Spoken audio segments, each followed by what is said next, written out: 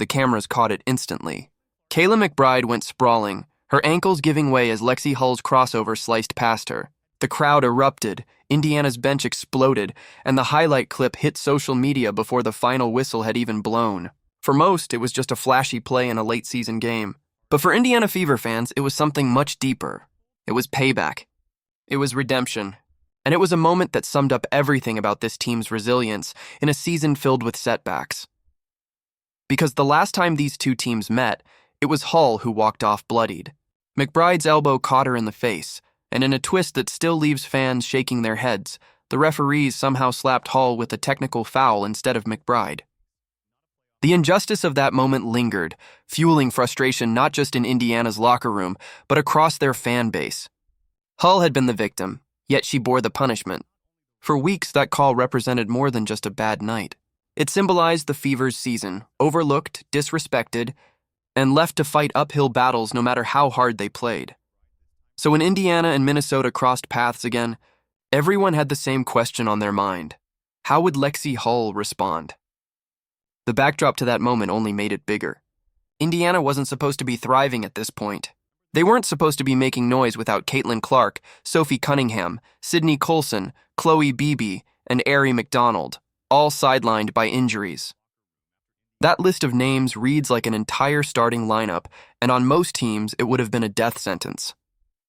Clark's season, cut short by a nagging groin injury that turned into a season-ending setback, was supposed to pull the air right out of Indiana's sails. The Fever's playoff hopes looked like they would collapse under the weight of missing nearly half the rotation, but they didn't. Instead, Kelsey Mitchell strapped the team onto her back and delivered the best offensive season in franchise history. Night after night, she torched defenses that knew she was the first, second, and third option. Averaging over 20 points per game, Mitchell not only broke records, she kept Indiana's heartbeat alive when logic said it should have flatlined. Her quick crossovers, fearless drives, and endless confidence set the tone for everyone else in the locker room. Then came Aaliyah Boston, the stabilizer. In a season drowning in injuries, Boston's presence in the paint was Indiana's insurance policy. Her steady scoring, relentless rebounding, and defensive dominance gave the Fever something they could always rely on. She smashed the franchise record for rebounds in a season, proving that no matter how chaotic the lineups became, she would hold the middle together. If Mitchell was the engine, Boston was the anchor, and together they made sure Indiana's season didn't sink. But what truly defined this team wasn't just stars stepping up. It was how role players who were supposed to fill minutes, not headlines, rose into the spotlight. Odyssey Sims, signed as a hardship contract, suddenly looked like the bench spark the Fever had been missing for years. Ariel Powers, brought in mid-season, buried clutch shots and played with a fearlessness that rubbed off on everyone. Natasha Howard's veteran consistency quietly patched holes everywhere, from defense to rebounding to floor spacing. And then there was Lexie Hull, thrown into a bigger role after Sophie Cunningham's injury.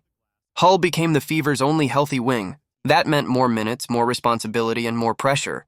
At first, she was just expected to hold the line. But then something clicked. Against Minnesota earlier in the season, she poured in 23 points in nearly 40 minutes, announcing herself as more than a stand-in. She became a central piece, a player whose defense, hustle, and willingness to take shots when they mattered most made her indispensable, which brings us back to that night against Minnesota. The Fever weren't just playing another regular season game. They were fighting for seeding, for momentum, and for respect. Minnesota, the league's top team, had been the standard all year. For Indiana, beating them wasn't just about adding another win to the column. It was about proving that even with half their roster gone, they belonged at the grown-ups table in the playoffs. From the opening tip, Indiana made their intentions clear. A 10-0 run stunned the Lynx and sent a jolt of energy through the arena. The Fever weren't just hanging around, but they were dictating pace, pushing tempo, and landing punches early. Ariel Powers drilled back-to-back threes, Odyssey Sims attacked the lane with confidence, and Boston punished Minnesota inside. By halftime, Indiana had built a double-digit cushion. The Lynx tried to claw back, but ice-cold shooting and relentless Indiana defense turned every possession into a grind. By the final buzzer, the Fever had pulled off an 83-72 win, their third straight victory, sealing their first winning season since 2015. But while the box score showed balance across the roster, the moment everyone remembered was Lexie Hull's revenge. Midway through the second quarter, she found herself isolated against Kayla McBride at the top of the key. One quick dribble left, a hesitation, and then the crossover. McBride lunged, lost her footing, and crumpled as Hull blew by her. The crowd erupted like they'd been waiting months for this exact moment, because in truth they had. Fans still remembered the elbow, still remembered the blood, still remembered the ridiculous technical foul that turned Hull into the villain instead of the victim. Now, in one motion, she flipped the script. The crossover wasn't just a bucket. It was justice. It was the highlight Indiana fans had been waiting to point to, the proof that Hull wasn't going to shrink from the memory of that elbow. Instead, she answered the only way that really mattered, on the court, with the ball in her hands. Social media exploded, replaying the clip again and again. Indiana fans called it karma. Neutral fans laughed at the irony. Teammates leapt off the bench, roaring in celebration. For Hull, it was just another play. But for everyone watching, it meant so much more. And here's the thing. That moment didn't come from nowhere. Hull had earned it.